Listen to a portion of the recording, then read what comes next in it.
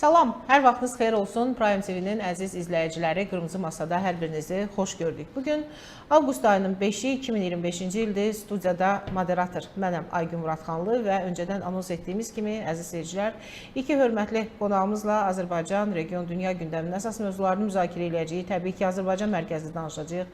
Ölkəmizin geopolitik proseslərdəki rolundan, daxili proseslərdən danışmağa çalışacağıq. Sizdən xahişimiz odur ki, proqramı bəyənin, paylaşın, auditoriyamızın geniş olmasına siz də dəstək verin. Abunə olmayanlar isə abunə olsunlar. Qonaqlarımıza suallarınız olsa, onları da səsləndirin. Əziz seyircilər, əslində qonaqlarımızın birini daha çox ev sahibi adlandırmaq olar. Paşa Həsənli, tarixçi, araşdırmacı. Paşa bəy, xoş gəlmişsiniz, axşamınız xeyir olsun. Ramin bəy də bizim seyircilərimiz artıq efirlərimizdə görüblər. Ramin bəy iqtisadçıdır, Türkiyə məzunudur, eyni zamanda siyasət və psixologiya üzrə təhsil alıb, eyni zamanda Son Ümid Gənclər Təşkilatının sədridir. Ramin bəy, siz də xoş gəlmişsiniz bizim yayımıza. Ümid edirəm ki, maraqlı bir söhbət olacaq regiondakı məsələlərə. İki hörmətli ziyalının baxışını sizə təqdim edəcəyik, dostlar. Əziz seyircilər, bu isti yay günlərində birinci özünüzü istidən qoruyun. Təbii ki, əsas can sağlığıdır, amma proseslər o qədər sürətlə davam edir ki, heç bir məqamını mənə elə gəlir ki, qaçırmaq olmaz. Baş verənlər haqqında sizə önəmli saydığımız şəxslərin, fikrini vacib saydığımız şəxslərin baxışlarını təqdim etmək mənə elə gəlir ki, son dərəcə önəmlidir. Paşa bəy, biz keçən həftə 3-cü gün, çərşənbə günü Milli Fikir Platformasında sizinlə çox maraqlı bir Rusiya-Azərbaycan münasibətləri söhbət etdik, hörmətli keçmiş baş nazir Pənah Hüseynin iştirakı ilə və o gündəm söhbəti xeyli dərəcədə yayıldı bizim platformamızda, xeyli ona şərhlər gəldi, yazıldı. Görünən odur ki, Rusiya Azərbaycandakı 5-ci kolonun fəaliyyətindən narazıdır. Mən niyə bunu deyirəm? Baxın, aqressiv bir münasibət var bugün Rusiyadan Azərbaycana qarşı. Yəni, siyasətçiləri, rəsmi vəzifə tutan şəxsləri, ictimai xadimləri, hər kəs Azərbaycanı haqsız çıxartmaq üçün bir mübarizəyə sanki, mücadiləyə başlayıblar və bu mücadilə ondan başlayır ki, Azərbaycan adında ümumiyyətlə devlət olmayıb, Azərbaycan olmayıb, onu SSR yaradıb, biz yaratmışıq, Stalin yaradıb və bu sərsəmləmələr fonunda Azərbaycandan da ciddi təbii ki, təpkilər var bu məsələyə, amma 5-ci kolon sanki dağınıq görünür. Siz necə hesab edirsiniz? Dağınıqdırmı, yoxsa köşəsinə çəkilmiş vəziyyətdədir? Əvvəla salamlayıram sizi də, bütün hörmətli tamaşaçıları da. Bu sual çox maraqlı sualdır. 5-ci kolonun mahiyyəti odur ki, öz funksiyasını, üzərinə düşən vəzifəni anında yerinə yetirsin. 5-ci kolon gizli kolon deməkdir. Yəni, daxildə düşmənin bir hissəsidir. İndi onun o sözün özünün necə meydana çıxması haqqında çox danışılıb, efirlərdə deyilib deyə istəmirəm o yenə tamaşaçıları yorum. Amma mahiyyət budur ki, kənardan gələn ordunun, hücum edən ordunun müdafiə olunan ölkədə, şəhərdə və yaxud dövlətdə gizli bir kolonudur, gizli bir hissəsidir. Əlbəttə ki, o mən buradayam, mən varam, bəri başdan hələ ocaq yanmamış tüstü çıxartmaz. O gizlənmiş haldadır. 5-ci kolon bu dəqiqə bəlkə də ən çox milli mövqedən çıxış edən, ən çox milli şüarlar deyən, ən çox dövləti qoruyan bir insan, bir toplu insanlar qrupu kimi özünü göstərməlidir. Amma lazım olan məqamda, kritik məqamda fəaliyyətə keçib, düşmənə xidmət göstərməyi qarşısına məqsəd qoymuş bir dəstədir. O baxımdan hesab edirəm ki, bu gün hələ ki söz açmasıdır. Bu gün hələ ki ideoloji sahədə, efirlərdə, siyasət meydanında müəyyən qarşıdurma var. Burada 5-ci kolonun səsinin çıxmaması və yaxud da ki, çox zəif çıxması, belə deyək, eşidilməməsi tam təbiidir. Biz o fikrə düşməməliyik ki, 5-ci kolon bizdə dağınıqdır, yoxdur və yaxud anında zərbə vurmayacaqlar, fəaliyyətləri olmayacaq. Biz belə fikirlərə düşməyimiz doğru deyil. Heç şübhəsiz ki, təhlükəli bir vəziyyət yaranarsa, onlar monolit şəkildə bir yerdə ağalarının göstərişlərini yerinə yetirəcəklər. Ona görə biz burada hər zaman, keçən dəfə də elə siz dediyiniz söz gedən verilişdə də biz müraciət elədik. Dedik ki, əslində bu çıxışlarımız Azərbaycan dövlətini qoruyan orqanlara yönəlib. Dövlət Təhlükəsizlik Xidmətinə, Daxili İşlər Nazirliyinə və başqa bizim məxfi xidmətlərimizə yönəlib ki, bunlar bu məsələdə daha çox ehtiyatlı olmalı, daha çox araşdırmalı və baş verə biləcək ekseslərin, təhlükələrin qarşısını almalıdırlar. Baxın, 1993-cü ildə 4 gün qiyamına qədərki dövrdə o qiyama qoşulan, dövlət çevrilişinə qoşulan, xidmət göstərən, birbaşa rol alan qüvvələr, nəinki Əbülfəz Elçibəy prezident olaraq, elə bizim dostumuz Pənah Hüseyn dövlət katibi idi, sonra baş nazir idi. O parlamentə Pənah Hüseyn daxil olanda hamısı ayaq üstə durub onu qarşılayırdılar, hamısı istənilən reveranslar edirdilər, dövlətə tam loyallıq göstərirdilər və faktiki olaraq hakimiyyətin qulluğunda ən çox bunlar durduğunu göstərməyə, nümayiş etdirməyə çalışırdılar. Hətta bir ara o Pənah bəyin bir sözü olmuşdu, belə bir söz də işlətmişdi, kəşki bu partokratlarla işləmək nə rahatdır, nə deyirsən deyirlər baş üstə. Cəbhəçilər dava salır, mübahisə eləyir, razılaşmır, bunlara görə inandırasan, bunlara görə başa salasan.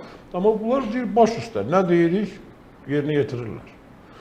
Amma əmr gələndən sonra o qiyama start veriləndən sonra 180 dərəcədə sifət dəyişdi, əksinə fərqli. İndi bu gün də bula bilsin bizim hakimiyyət nümayəndələrə düşünürlər ki, bunları tam bizim öz təyin elədiyimizdir, özümüz şərait yaratdığımızdır, bunlar bizə tam layaqdırlar, bizimki də qələt eləyir, heç kim heç nə eləyə bilməz. Bəlkə də bu fikirdədirlər, bilmirəm.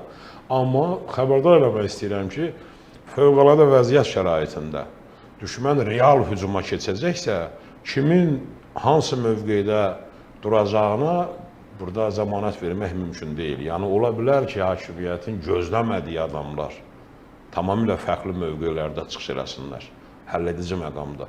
Ya, zaten 5-ci kolon anlayışının məğzi budur, mahiyyəti bundan ibarətdir. 5-ci kolon püləmir ki, mən buradayam, gəlirəm, aç qapını gələk, sən öldürək, bu olmasın, bu olmasın, bu olsun, tamaşabaşı. O deyil, bu burada fərqli bir şeydir. Burada sizi gizli fəaliyyətdən, gizli əlaqələndirmədən, gizli görüşlərdən, gizli komandalardan söhbət gedir. Mən hesab edirəm ki, bu barədə bizim arxayınlaşmağımız qətiyyən yerli olmaz, yersiz olar. Biz hər birimiz Azərbaycan dövlətinin varlığını, onun əbədiliyini, daimiliyini istəyən, çalışan ona, o cümlədən dövlətimizin qüdrətli və güclü olmasını heç nəyə baxmayaraq, bütün ədalətsizliklərə baxmayaraq, bütün problemlərimizə baxmayaraq dövlətimizin, yəni istiqlalı olmayan millətin heç nəyi yoxdur da, Xiyabani demiş. Oradan da bizim millətimiz 5000-dən yuxarı toplum var, millət var. İçində 190 neçə dövlət var, dəqiq yadımdadır, 200-dən aşağıdır. Bunlardan biriyik ki, dövlətimiz var. Sayımız da o qədər çox deyil. 10 milyonluq burada vətəndaşı olan bir toplumdur. Amma deyək ki, dünyada 150 milyon, 200 milyon əhalisi olan xalqlar var ki, dövlətləri yoxdur. Biz bu dövlətin qədrini bilməliyik və bu dövlətin gələcəyini, sabahını düşünən insanlar qətiyyən bu barədə arxayınlaşmamalıdır ki, 5-ci kolon deyəsən dağılıb, deyəsən belə şey yoxdur. 5-ci kolon insanları yatırdır. 5-ci kolon insanları özünün yoxluğuna inandırmağa çalışır. O ilan kimi bir şeydir. O həmin şey, o elə otun arasında, ağacın arasında gizlənir ki, görsənməsin. Keçəndə anında birdən-birə çalır, vurur ayağından, deyir, zəhərini tökür ora. Bəzən gec olur. Bəzən çox böyük problemlər, fəsadlar törür. O baxımdan Aygun xanım, qətiyyən o işdə razılaşmaq, yəni rahatlaşmaq olmaz. O qətiyyən səngimək olmaz. Hər zaman biz diqqətli olmalıyıq. Biz görmüşük bunu. O dediyiniz verilişdə də misal çəkdik. Azərbaycanın rəsmi parlamentində 2 dəfə dövlət çevrilişi olub. Daha doğrusu 2 dəfə dövlət çevrilişini bizim parlamentimiz həyata keçirdib. Parlamentdəki qrup 5-ci kolon 20-ci ildə dediyiniz kimi, bir də 93-cü ildə. Biz bu təcrübəyə malikik.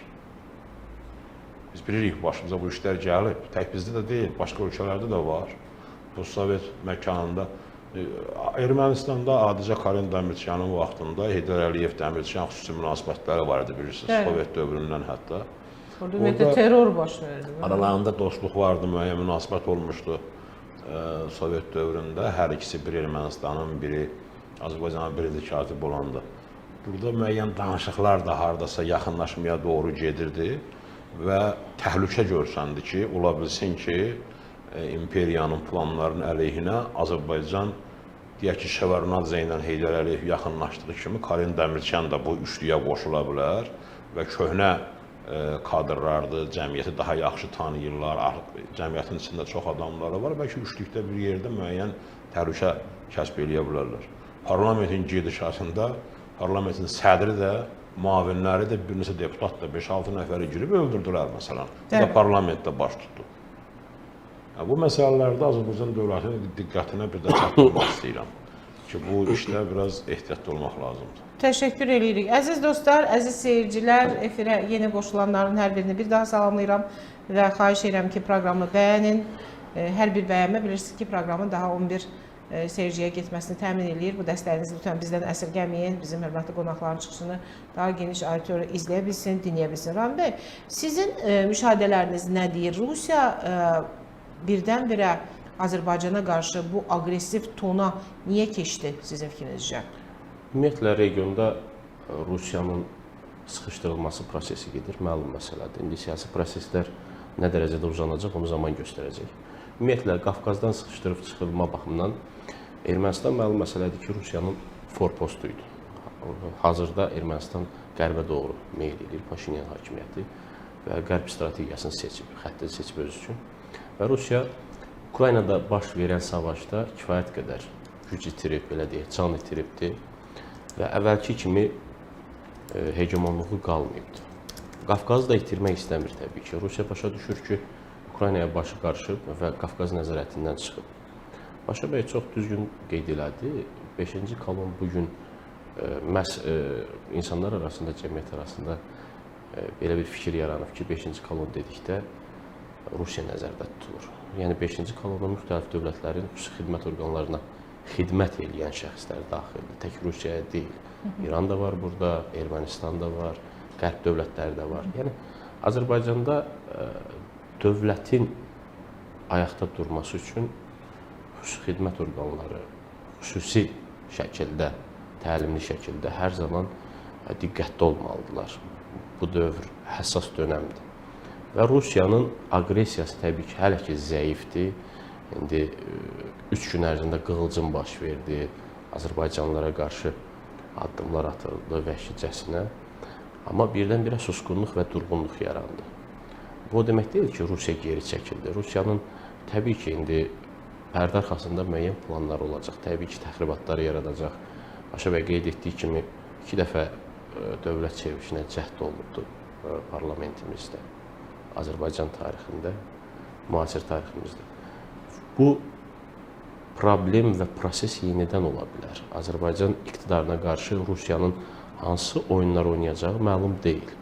Təbii ki, Rusiya zəifləsə də, amma onda nəzərə alaq ki, Azərbaycanda bu 30-35 il dönəmində Rusiyaya xidmət edən 10 minlərlə adam var. Sıravi üzvlərdən tutmuş peşəkarlara qədər. Həm də bunlara mahir aktyorlar deyərdim.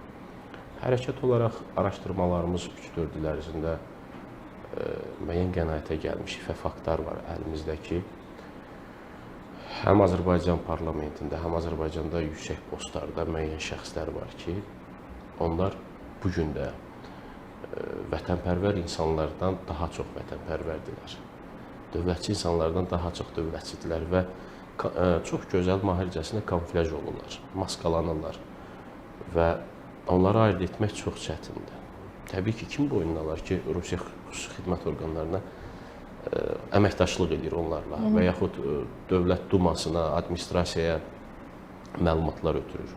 Amma bunu dövlət bilir də. Əgər siz araşdırma aparıb onu müəyyən eləmişsiniz. Bəli, əlbəttə ki, dövlətin üzərinə vəzifə düşür ki, bu insanları ən dövlətin azı orada sütun olan kənarlaşdırsın həmin postlardan. Bilir, amma məqamı var da. Məqamında indi hansı halda, hansı proses olacaq, indi dövlət əhəmiyyətli orqanlar, dövlətin güc strukturları bunu daha yaxşı bilir. Amma Belə bir məsələlər var ki, indi cəmiyyətdə də sorğularda keçirəndə təbii ki, Rusiyaya qarşı kin, nifrət, küdurət qabarıq formada özünü göstərir. Rusiyanın digər dövlətlərdən fərqi ondadır ki, agentura şəbəkəsini həddən artıq maliyyələşdirir. Məsələn, tenderlərə salır, əməliyyat prosesləri, maddi proseslərdə, yəni maliyyə axını gələn sahələrdə öz postlarına insanları qoyur, yerləşdirir. Rami bəy, seyircilər xahiş edir ki, Rami bəy biraz hündürdən danışa bilər. Hə, yəni ki, maliyyə qaynağı olan hansı postlar varsa, Rusiya təbii ki, onlara yerləşdirir öz adamlarını və bir güc formalaşdırır. Bugün 5-ci kolonun Rusiyaya aid hissəsi passivləşibsə də, ola bilər ki, məqam gözləyirlər. İndi hansı məqam olacaq, hansı halda aktivləşəcəklər, həll edici məqamlarda əksərən. Məsələn, Ukraynada 2014-cü il hadisələri necə olmuşdu? Yəni, Rusiyaya bağlı qüvvələr bir anda aktivləşdi, insanları, belə deyək, kör-təbii formada dağınıq vəziyyətə saldı və Rusiya qəfil girdi oraya. Krımı ilhaq etdi. Krımı ilhaq etdi. Yəni, ikinci dəfə artıq xüsusi xidmət orqanları Mi-6, ÇRO Putin administrasiyasını aldatsa da, amma yenə də orada 5-ci kolona məxsus qüvvələr öz işini görmüşdü. Bugün də Azərbaycan indi qərbə doğru meyil eləsə, indi sülh müqaviləsi bağlanmalıdır. Bu proseslər Zəngəzur koridorunun açılması məsələsi gündəmdədir. Azərbaycanda ümumiyyətlə Rusiyanı tam sıxışdırıb çıxartmaq yəqin ki, biraz çətin olacaq. Çünki bayaq əvvəldə qeyd etdiyim kimi 10 minlərlə insan xidmət edir Rusiyaya. Müstəqillik qazandığı dönəmdən Qafqaza nəzarət Rusiyada olub. Hər üç dövlətin nəzarəti onun əlində olub. Və təbii ki, daha çox insanların xarakteristikasını bilir, millətlərin xarakteristikasını bilir. Bu baxımdan da Rusiya professionalca davranır. İndi Qərbin Qafqaza yeni nüfuz etməsi, gəlməsi, indi ABŞ ordusunun Ermənistanla təlimlər keçməsi həm siyasi baxımdan bir mesajdır, həm regiona nəzarət baxımından, yəni biz artıq buradayıq bir mesajıdır. Buna baxmayaraq, Amerika, Qərb, Rusiya qədər Qafqaz xalqlarının xarakterini bilmir. Ola bilər ki, hər hansı bir siyasi xadim Gürcüstanda, Ermənistanda, Azərbaycanda özünü sırf vətənpərvər kimi göstərər. Bu fakt reallıqdır. Amma həll edici məqamda əsas fiqur kimi ortaya çıxar. Dövlətə xəyanət eləyər. Bu məsələləri də indi xüsusi xidmət orqanları daha yaxşı bilir.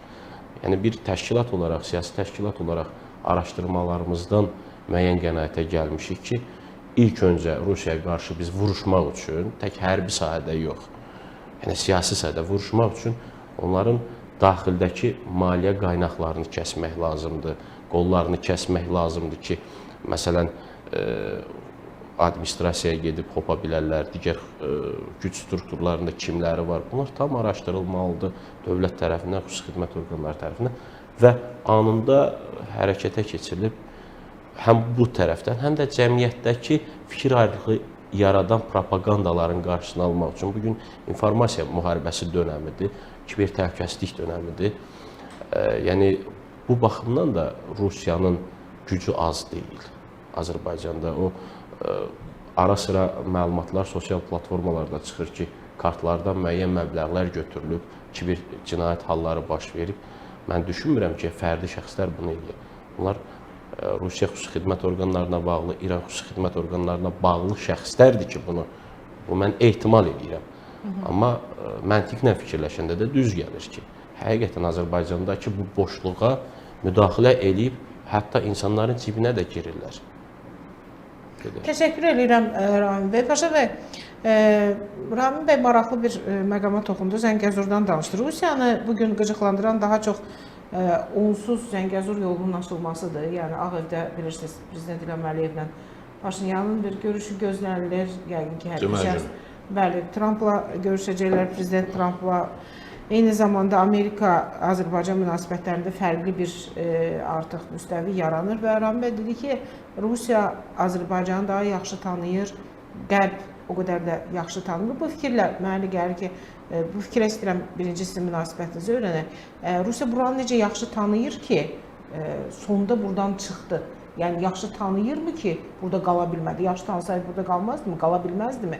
Yəni öz gücünə aşırı arxayınlıq səviyyəsində mi getdi burada? Yoxsa Qərb bugün Rusiyadan daha güclüdür? Rusiya Ukraynada elə bir bataqlığa girib ki, oradakı proseslər ona imkan vermir Qafqazdakı gücünü toparlaya bilsin. Bax, bu proseslərə istəyirəm sizin münasibətinizi öyrənəm. Qısaca tezislərlə cavab versəm, Ramin bəyin deməsi ki, Rusiya Qərbdən daha yaxşı tanıyır, mən razılaşıram.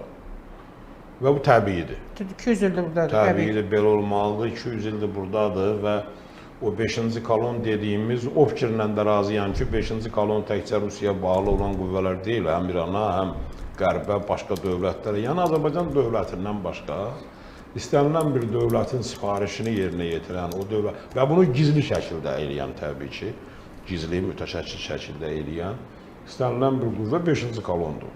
Amma indi bizdə ənənəvi olaraq əsasən 5-ci kolon Rusiyadan ibarətdən az bir 80-90 var. Ən çox ziyan çəkdiyimiz, ən çox ziyan çəkdiyimiz də odur və o baxımdan o 200 il ərzində özünün qurduğu bir sistemdir bu.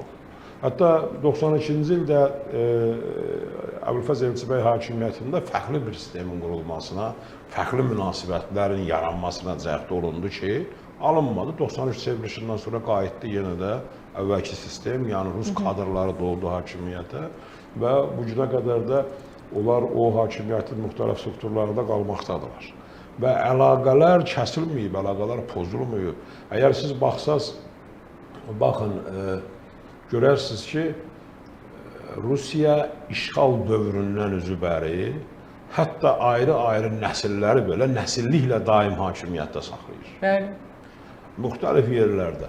Çox Baxırsan, doğrudur. bu ədəbiyyata da aiddir, bu dini və Rusiya hətta Çar dövründə, biz burada danışmışıq verilişdə dəfələrlə, Azərbaycanı və Güney Qafqazı işğal eləyəndən sonra qurduğu ilk orqan Qafqaz Müsəlmanları Ruhani İdarəsi. Hələ də var. Birinci odur. Hələ də var. Hə. Hələ yerli administrasiyalar yaranmayıb, hələ yerdə nə bilim polis dəstələri qurulmayıb, hələ heç nə yoxdur. Birinci yaradılan Qafqaz, amma bir məsələ var ki, bu Qafqaz müsəlmanları deyirik, indiki Qafqaz müsəlmanları Ruhani İdarəsinin ağlımız getməsin. Bu həm də bugünkü əgər o şeylə baxsaq, o funksiyalarıyla baxsaq, hesab eləyin ki, bugün Qafqaz Müsəlmanlar Ruhani İdarəsi, üstə gəl Təhsil Nazirliyi, üstə gəl ərazi idarə etmənin bir xeyli hissəsi. Yəni, o nəzərə alsaq ki, təhsil mədrəsələrdə idi, nəzərə alsaq ki, yerli idarə etmədə ruhani silkinin, təbəqəsinin iştirakı çox güclüydü. O qurulmuş orqan bizim indiki ölçü ilə göstərsə icra hakimiyyətlərimizin bir xeyli hissəsi, bütövlükdə Təhsil Nazirliyimiz və Dini İdarəmiz. Bəli.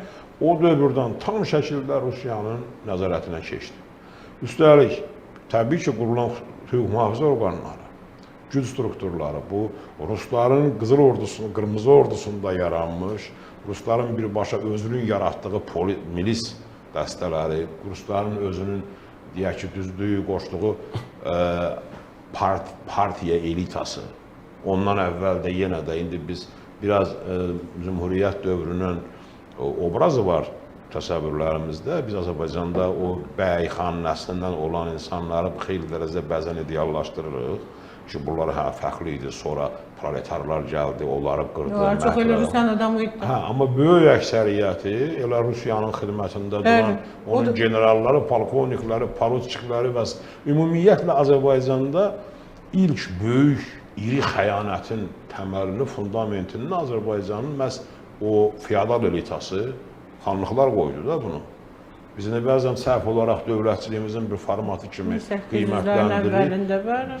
Ən azı 1805-ci ildən başlayaraq Kürəkçay müqavilədən hələ birincisi, hələ heç nəsiz, məsələn Qarabağ, İbrahim xan Çisyanovla müqavilə bağlayır və Qarabağ xanlığı keçir könüllü olaraq Rusiyanın tərkibinə və o bir xanlıqlara hücum artıq Qarabağ ərazisindən istifadə olunurdu. Bir yandan Dərbənddən Qubaya hücum, bu yandan da Gəncəyə, İrəvana və s. hücumda Qarabağ ərazisindən hücum. Yəni bu xəyanətlərin təməli o zaman qoyulmuşdu.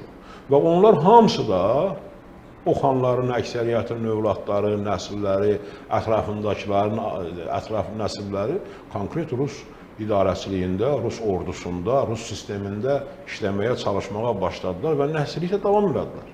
Sonradan proletar inqilabından sonra ümumiyyətlə yeni bir qondarma bir elita formalaşdırıldı ki, bu günə qədər də baxın hara əl atırsan, bir dənə yaxaq yazısını götürdün, vaxtında, zamanında irəli çıxmış vəzifəlini götürdün, açın, oxuyun, bütün övladları ən əhəmiyyətli postlardadır. Hər zaman Sovet vaxtı da belə olub, indi də belə olub. Quruluş dəyişir, milli hökumət gedir, o birisi kommunistlər gedir, yenə dəyişir, yenə iqtidardadır, minlərlə və yenə vəzifədədir. 10 minlərlə şəhid olur. Amma bunlar hamısı o vəzifələrdə otururlar, dondan dona girir. Gah güclü cəbhəçilər olur, gah güclü yapçılar olur, gah nə bilim güclü kommunistlərdir hamıdan çox. Bir fəxri xiyabana baxsaq görəcək. Bəli. Yəni bu belə bir bəzən ola bilsin danışığımız biraz tamaşaçıya fərqli görünsün ki, bunlar buna niyə danışırlar və yaxud da ki, o xırda şeylərdir, ya ayrı-ayrı adamlar nə edə bilər, amma yox. Amma bizim son 200 illik təcrübəmiz göstərir ki, faciələrimizin kökündə bu adamlar durur. Yəni milli şəxslərin hakimiyyətə buraxılmaması, təkrar işğal faktoru yaradır. Hamımız danışırıq 20 yanvardan məsələn. Bəli. Deyirik ki, 20 yanvarda Rus ordusu daxil oldu, Azərbaycan xalqını güllələdi, nə qədər adam öldürdü, nə qədər adam həbs elədi. Bu Azərbaycana qarşı işğal idi, amma biz unuduruq ki, bəli, bunu Rus elədi, bəli, bunu Qarbaçov elədi, bunu Rusiya elədi. Amma Azərbaycanda konkret vəzifədə olan və müstəqil Azərbaycanda da vəzifədə olmaqda davam edən insanların imzası və çağırışını Artur Rəsizadə imzalamışdı, məsələn, çağırışı. Neçə il baş nazir oldu? Belə indiyə kimi baş nazirdir da. Fərqi nədir ki, ad dəyişib, belə həmin adamlardır da. Nə dəyişib? Halbuki 20 yanvarda ordunun girişinə Artur Rəsizadə çağırış eləmişdi. Yəni onun qərarıyla olmuşdu müraciət. O və tək o yox. Tək o yox. Parlamentdə olan nə qədər Ali Sovetdə olan deputatların müraciətindən Azərbaycana ordu yeridilmişdi. Həmən 20 yanvarda yeridilən ordu. Və yaxud 93-cü ildə müstəqil Azərbaycan Respublikasının parlamentində oturan, Milli Məclisində oturan, dəqiq sayı yadımdan çıxıbdır, bir 20 neçə dənə deputat rəsmən Yeltsinə, Rusiyanın prezidentinə müraciət edir ki, qoşun göndər, burada dövlətini bərpa elə. Baxın, bu dəhşətli faktlardır və o adamların hamısının özləri də, övladları da Azərbaycanı idarə edirlər. Ən müxtəlif sahələrdə. Ən yüksək postlarda. Ən yüksək postlarda. Necə olur bu? Necə o komsomolların evlatları bugün bəzən mən Rusiyanın, Azərbaycanın bugün rəsmi orqanlarıdır, deyək ki, rəsmi televiziya kanallarında olan o atışma qarşı durma ki var, onun indi o doğuş sancılarıdır. Başa düşdük, yeni era doğulur, yeni dövr doğulur. Bu təbii bir prosesdir. Hər zaman demişik, insan doğulur, böyüyür, güclənir, sonra təbii başlayır zəifləməyə, bu da ölür. Dövlət də, cəmiyyət də belədir. Bu təbii proseslərdir. Amma bunların arasındakı bugün bu çəkilmə, darışmada xeyli dərəcə süni görsənir adama. Xeyli dərəcə süni görsənir. Hani, bu insanlar bugün konkret olaraq Rusun hakimiyyətini öz hakimiyyətinə qarşı, öz dövlətinə, vətənə qarşı dəvət edən insanlar, bunun adı nədir? Bunun bir adı var. Vətən xaini, dövlət xaini də, vətənə və dövlətə xəyanətdən başqa bunun adı yoxdur. Bu İndoneziyada da belədir, bu Qanada da belədir, Kongoda da belədir, Amerikada da, İngiltərədə də, hətta Azərbaycanda da. Bütün bunlara baxmayaraq, amma bu adamlar hamısı bugün yenə bu ölkədə əsas təsir gücünə malik insanlardır. Bu çaşdırır adamı bu məsələlər. Bu münasibətdə xeyli dərəcə çaşdırır. O baxımdan Rusiya, təbii Rusiya özün gücünün getdiyini hiss edir. Bəli, siz deyən kimi Ukraynada bataqlıqdadır. Bəli, səhv elədiyini, aldadıldığını başa düşür. Özü də zaten çox vaxt başqa dövlətlərin təsiri altında olan bir ölkədir. Biz burada danışmışıq. Putinin özünün hakimiyyətə gətirilməsi Amerika xüsusi xidmət orqanlarının birbaşa iştirakından, Yeltsinin ətrafı tərəfindən təyin olunması haqqında burada danışmışıq. demişik. O dövrdə onun hakimiyyətdə bərpa güclənməsi, Çeçen problemini həll etməsi üçün Dudayevin koordinatlarının Amerika Mərkəzi Kəşfiyyat İdarəsi tərəfindən verilməsi haqqında burada danışmışıq, demişik, bu barədə analiz eləmişik. Yəni bu adamın özünün qərb, yəni Amerika kəşfiyyatına konkret bəzən o bağlı olmağı haqqında dəfələrlə burada danışmışıq, analizlər gedib, söhbətlər eləmişik. Amma bütün bunlara baxmayaraq, həm onun arxasında duranlar, həm özü Rusiya dövlət olaraq hələ də Azərbaycanı və Türkistanı özünün arxa bağçası, öz ərazisi, özünün dayağı hesab edir. Ən böyük problem Qərbin bura gəlişi deyil. Hər zaman bu deyirik, Qərb. Bunun qorxduğu Qərb deyil. Bunun qorxduğu Zəngəzur yolunun açılmasında Amerika şirkətinin ora tutaq ki, deyildiyi kimi gəlib işçi kimi və yaxud təşkilatçı kimi işləmək deyil. Bunun qorxduğu Rus Türkiyədir. Bunun qorxduğu Türk dövlətinin güclənməsidir. Azərbaycanın bir məhz Türk dövləti olaraq meydana çıxmasıdır. Məhz Türk birliyinin bir hissəsi kimi formalaşması, yoğrulmasıdır. Məhz Azərbaycanın davranışları Özbəkistan üçün, Qırğızistan üçün, Qazaxıstan üçün, Türkmənistan üçün, elə Tacikistan üçün də nümunə olmasıdır. Yəni bütün düyün oradadır, o çözüldü mü? Dediyimiz Türk dövlətləri təşkilatının simvolik bir qurumla, sözdə bir qurumdan real dövlətlər birliyinə və get-gedə bir sıxlaşan, birləşən, yekunda bir federativ, konfederativ bir birliyə qədər gedə biləcək, bu dərəcədə perspektivi olan bir gücün meydana çıxmasıdır. Bunları qorxusan budur. Bu qorxuda Amerikada bir yerdədir, Rusiyada bir yerdədir, o birisi də bir yerdədir. Əslində Zəngəzura Amerika burnunu niyə soxur? Ona görə yox ki, Rusiyanı neytrallaşdırsın. Biz burada ona görə deyildik ki, bəli, bizə o yolun Rusiya tərəfindən qorunması sərf eləmir. Amma bu demək deyil ki, biz Amerika tərəfindən qorunması sərf eləmir. Prezident 3-cü Şuşa beynəlxalq media forumunda xatırlayırsınız, onu dedi, qlobal media forumunda, dedi ki, biz yəni o məsələnin tərəfdarı deyilik. Burada region ölkələri özləri nizamlamalıdırlar məsələni. Yalnız özləri. Burada Ermənistan, Azərbaycan, Türkiyə. Bu yol bunlara aiddir. Bunların ərazisindən keçir. Bizim də Ermənistanı bu əzib tapdalamaq, məhv eləmək kimi bir planımız da yoxdur, istəyimiz də yoxdur. Biz o ərazinin dağılmasını da istəmirik. Orada bizim qəbirlərimiz ermənilərin sayından çoxdur.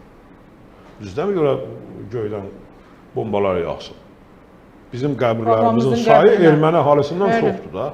Yəni biz normal şəkildə ərazidən istifadə eləməyi, normal şəkildə bir Qafqazda bir sülh mühitinin, bir əməkdaşlıq mühitinin, bir inkişaf, tərəqqi mühitinin yaranmasını, eyni zamanda Türkiyənin iki nəhəng, Türk dünyasının iki nəhəng qanadının, Türkistanla Türkiyənin də birləşdirilməsinin tərəfdarıyıq. Bu bizim düşmənlərimizi yatmağa qoymur.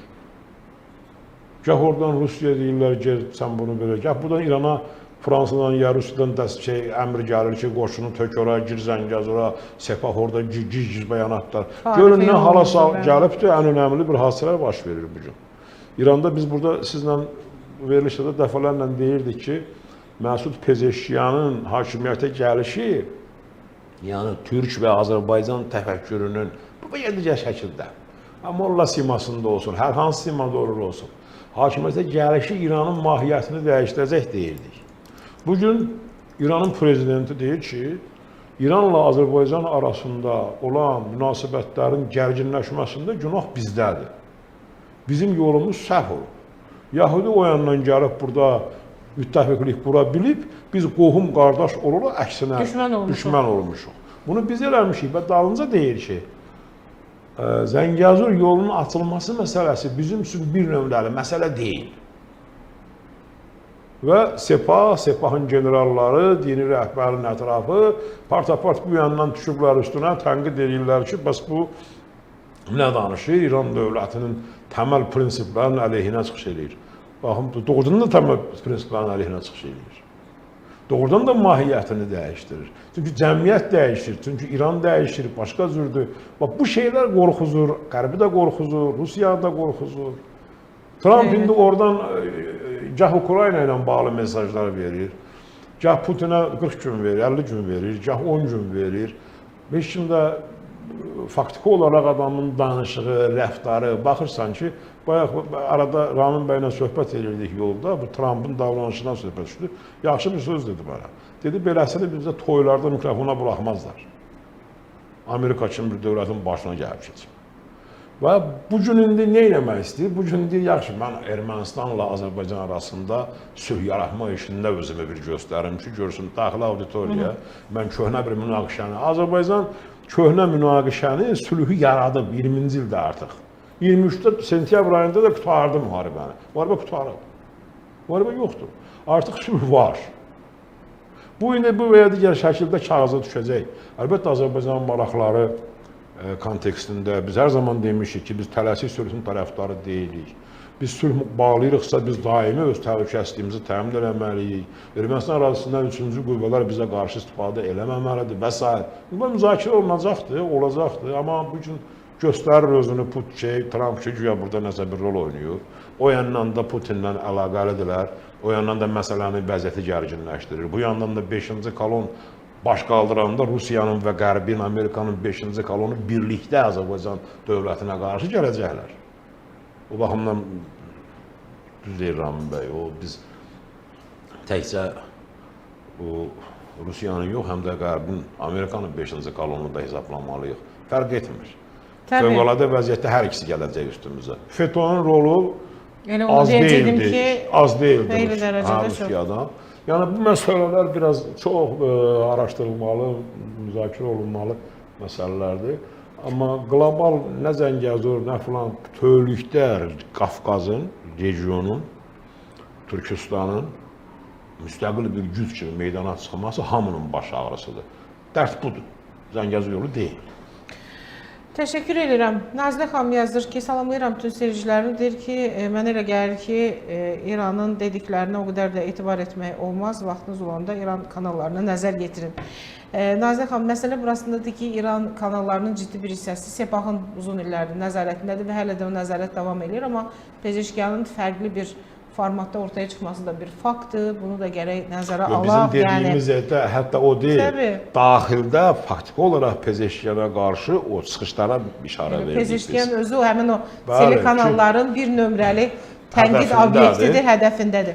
Əziz dostlar, əziz seyircilər, baxanlardan bir daha xahiş edirəm, bəyənəsiz, paylaşasınız. Ramin bəy, mən istəyirəm ki, Azərbaycan və regiondakı proseslərdə Türkiyə faktoru ilə bağlı sizin fikirlərinizi eşidək. Çünki Paşa bəy də vurğuladı. Biz Rusiyadan gələn bütün aqressiyaların qarşısında daha çox Şuşa bəyannaməsini əsas gətiririk ki, bizim Türkiyə ilə.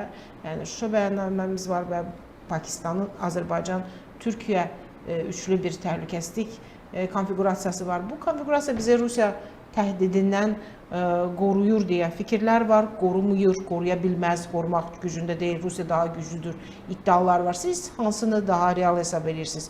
Qoruya bilərmi, qoruya bilməzmi? Rusiya Azərbaycana hansı hərbi müdaxilə edərək öz niyyətlərini yenidən həyata keçirə bilərmi? Nə fikirləşirsiniz?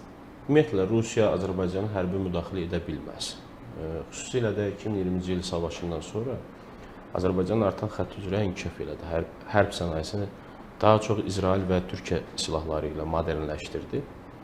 Bu həm qərbə bir mesaj idi, siqnal idi. Digər bir tərəfdən isə dünyanın yeni şəkilləndirməsində Avropa Birliyinin və başda ABŞ-ın, hətta İsrailin deyərdim, düzdür, Türkiyə ilə pərdə arxasında müəyyən şeylər razılaşdılar da, müəyyən şərtlər daxilində.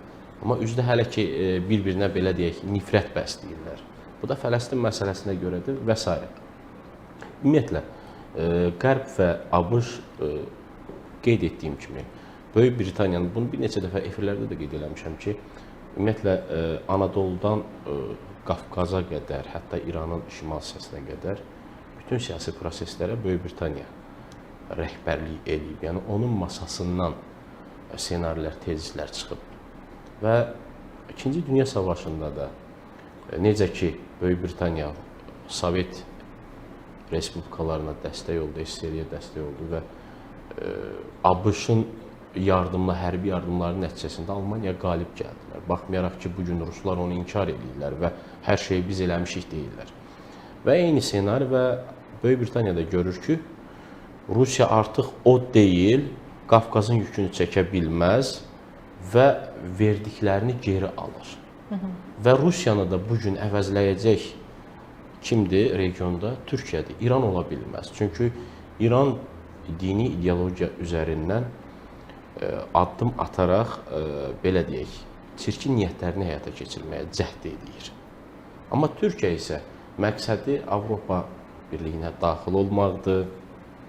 Təbii ki, NATO-da ikinci böyük gücdür, ikinci böyük dövlətdir və Avropa Birliyi ölkələri də yaxşı başa düşürlər ki, Orta Asiyadan gələcək hər hansı bir təhlükənin qarşısında davam gətirəcək ordu kimdir? Türk ordusu.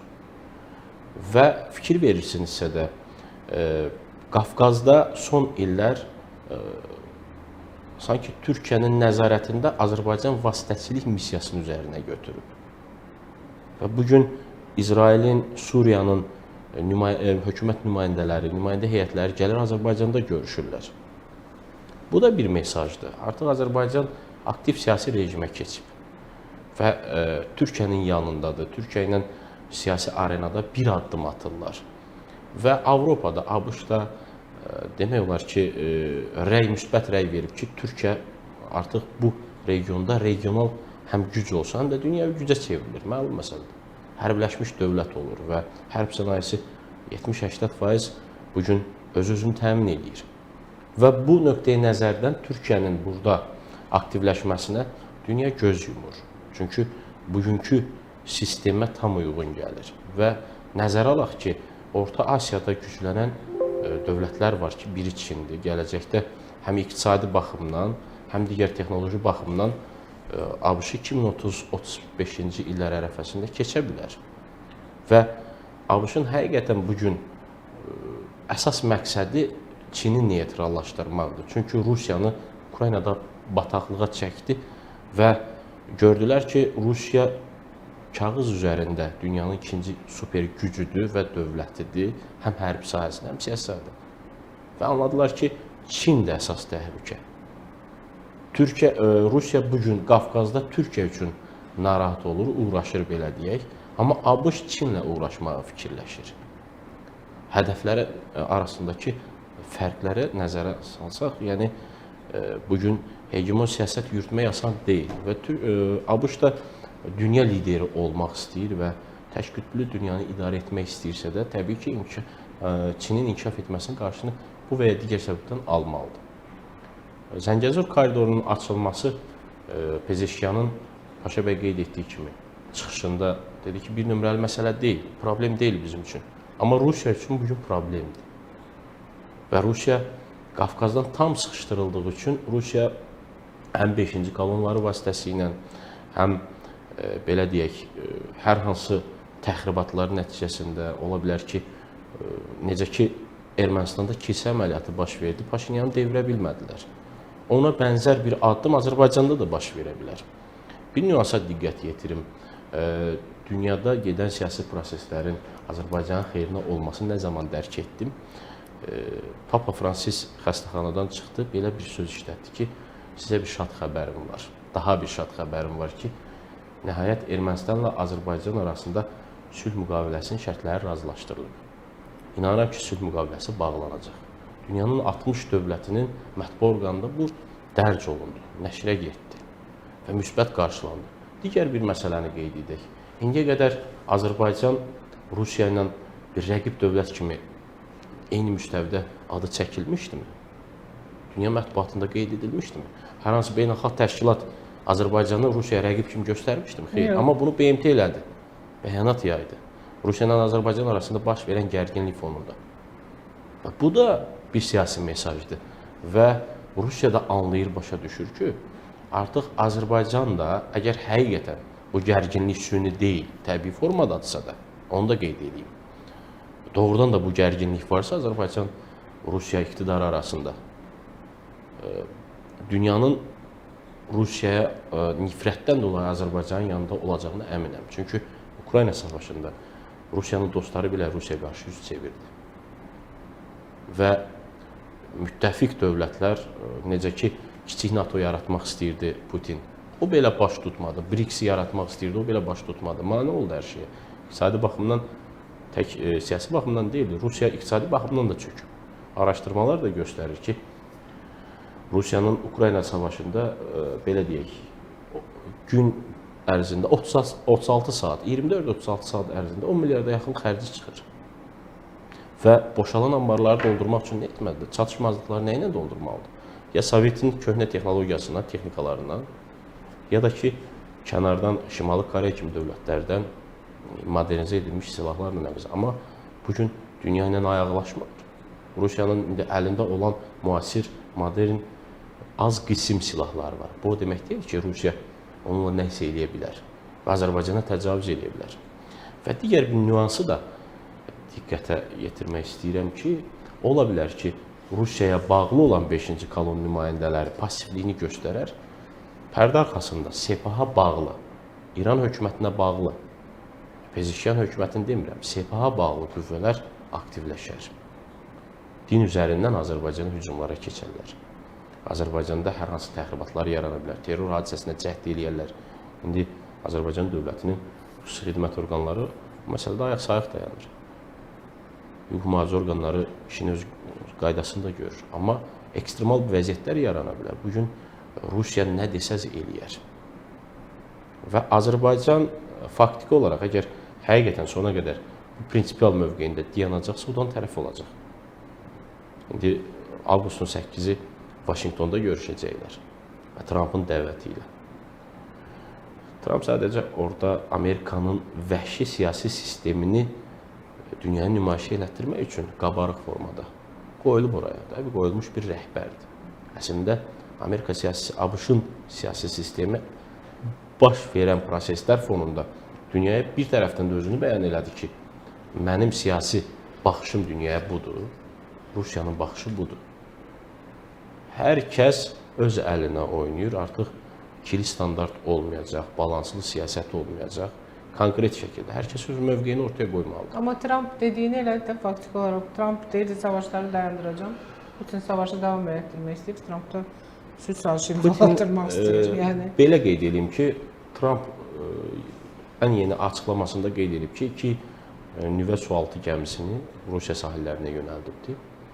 Təbii ki, bu təhdid xarakterli, taktiki nüvə silahı savaşı belə ola bilməz. Nüvə silahının işlədilməsi gözlənilməzdir. Çünki necə ki, Amerika Yaponiyaya 2 nüvə silahı atmışdı, Hiroşima və Nagasaki. biri gəlmişkən o da avqustdaydı. O da avqust ayındaydı. Bu bir simvolik xarakter daşıyır və heç nə təsadüfi deyil. Sadəcə bu hədə-qorxu xarakteridir. Çünki Rusiyada nüvə dövləti olduğuna görə Yaponiyaya atılan 2 nüvə silahının cavabı gəlmədi.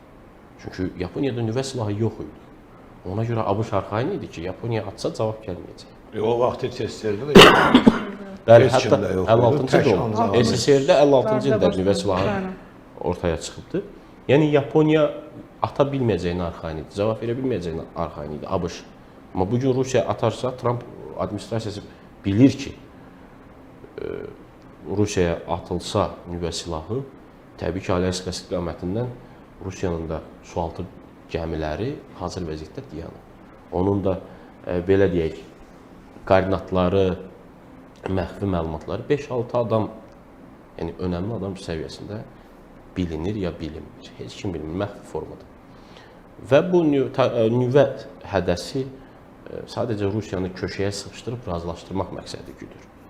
Bəzən düşünürəm ki, sanki necə ki Qarbaçovu gətirdilər SSR-nin başına və SSR-ni dağıtdılar, bugün də Putini gətiriblər. Bütün mükafatı verdilər. Putin gətiriblər ki, sən Rusiyanı dağıtmalısan, parçalamalısan. Amma Ukrayna faktoruna görə onun mənə gəlir ki, Qarbaçovla müqayisə etmək bir qədər uğurlu deyil. Bəzən deyirəm, düşünürəm ki, bu proses bəlkə ona doğru gedir. İndi sonda bilinəcək, ola bilər ki, Putin məğlub olar və çönər Rus xalqına deyər ki, bunu eləmək istəyirdim, bu alındı, məni bağışlayın. Bu həm də Putinin əlindən Rusiyanı dağılmaqdan xilas etdilər. bəli. Əslində ABŞ bu gün əksinə oldu. Amma ABŞ əslində Böyük Britaniyadan fərqli olaraq bu gün sanki Rusiyaya dağılmaması üçün, Rusiya dövlətinin qalması üçün kömək eləyir. Amerika. Bəli, Trump Putini bəlkə də başa salmağa cəhd edir. O da dostluq, qalmaqallı söz-söhbətlər gəzir ki, Trump SSR-nin KGB-sinə işləyib və s. Bu kimi söhbətlərə görə deyil. Rusiyanın özü də, bir haşiyə çıxım ki, Rusiyanın özü də yaxşı bilir ki, tarixdən də məlumdur ki, Çin dövləti, Çin xalqı Rusiyanın torpaqlarını həmişə iddia edib. Sibir ərazisinə. Və Rusiya da gözəl bilir ki, Ukraynada məğlub olsa, onsuz da məğlub olmaq üzrədir. Və Rusiyanın siyasi, belə deyim, həlqəsi kiçilsə, Çin orada aktivləşəcək. Bugün Çinin sahibkarları kənd təsərrüfatı sahəsində 10 minlərlə, 100 minlərlə hektar əraziləri götürüb orada əkinçiliklə məşğuldur. Rusiyanın bəzi şəhərləri var ki, artıq orada Çin əhalisi var. Və 6 milyondan çox Çinli var. Bəli, ABŞ da bunu düşünərək hər halda Rusiyanı bir tramplin mövqe kimi Çinin qarşısında qoya bilər. Bu baxımdan kömək edir ki, axı Rusiya zəifləsə, Çin orada girib ərazisini götürə bilər və s. addımlar ata bilər. Bu baxımdan Rusiyanın parçalanmaması üçün və orada tramplin mövqeyində dayanması, ilk səth kimi dayanması üçün düşünürəm ki, Rusiyanı tam süquta qoymayacaq, imkan verməyəcəklər. Ondan sonra İran, xatırlayın, 12 günlük elan olmamış savaşdan, İsrail ilə İran arasında baş verən, danışılmış savaşda, belə deyək, Trump nə demişdi? Elə edin ki, İrandan nə isə qalsın. Demək, İranın da parçalanmasını istəmirlər. Politoloqlar, siyasi xadimlər... Müttəfiqlərdən ifadə ediblər ki, heç bir halda İran sərhədlərinin dəyişməsi tərəfdarı deyil. Bəli. Politoloqlar, siyasilər baxmayaraq ki, dəfələrlə qeyd edib ki, İran parçalana bilər, Rusiya parçalana bilər, bu baş verməyəcək. Ərazi dəyişkənliyi görünmür. Hətta İsrailin Böyük Kürdistana dəstək və yeni Kürd dövlətinin yaradılmasıyla bağlı bir ortaya atdığı iddialar, planlar cəmiyyətdə müəyyən çaşqınlıq yaratmışdı. Əslində ona xidmət eləmirdi. İsrail regionda sərbəst hərəkət etməsi üçün bir neçə planı ortaya qoydu. Və Qolan təpələrini niyə götürdü? Suriyadan. Ona görə ki, Suriyadan İsrailə 2 içməli su hövzəsindən çay gedir. Və o yüksəklik onda olmalıdır. İsrailin kənd təsərrüfatı sahəsi, içməli su baxımından problemi yaşamamalıdır. Müəyyən şeylər var ki, həm regional məqsəd, həm dünyavi məqsəd siyasi baxımdan anında həll olmalıdır. Məhz buna görə də Azərbaycan indi bu yaxında keçmiş baş nazir Tofiq Zülfüqarovun bir nitqi, çıxışı Rusiya mətbuatında geniş müzakirə olundu. Dərbənd məsələsi. O da siyasi baxımdan bir mesaj idi. Və ondan öncə 2 aya yaxın, 2 ay əvvəl, belə deyim, Ərdoğanın Başqırtıstan prezidentinin şəxsi görüşə dəvət etməsi, bu da bir barmaq silkələməsi idi ki, Rusiya, sən Azərbaycana qarşı addım atsan, Türk faktorundan, Türk kartından mən istifadə edə bilərəm. Rusiyanın ərazisində 11 muxtar Türk dövləti var. Demək olar ki, əhalinin 45%-i türklərdən ibarət. Bahçəlinin də təqdim etdiyi bir şey var idi, xatırlayırsınız. Xəritə. Bəli, o siyasi mesajlardır və Rusiyanı belə deyək, yerində oturtdu. Türkiyə bir daha bəyan etdi ki, Şuşa bəyannaməsi bizim üçün qanundur, önəmlidir və tarixdə olan o belə deyək, boşluqları aradan qaldırıb bugün Azərbaycan yanında var gücümüzdə varıq. Əvvəlki Azərbaycan deyil. Sən addım atarsan, cavabını çox ağır şəkildə ödəyərsən, məsuliyyət daşıyaraq. Mən hər iki qonağıma təşəkkür eləmək istəyirəm. Hörmətli Paşa bəy, hörmətli Ramin bəy, bir saat ərzində maraqlı açıqlamalar verdiniz. Mən əminəm ki, müzakirələrimiz bundan sonra davam edəcək. Əziz dostlar, sizdən xahişimiz odur ki, proqramı bəyənəsiniz, paylaşasınız, auditoriyamızın geniş olmasına siz də dəstək verəsiniz. İnşallah Paşa bəy sizi sabah Milli Fikir platformasında gözləyirik. Pənah bəylə maraqlı bir müzakirə olacaq. Ramin bəy, siz də inşallah yenə bizim efirlərdə gözləyirik. Sağ olun, yenə görüşərik.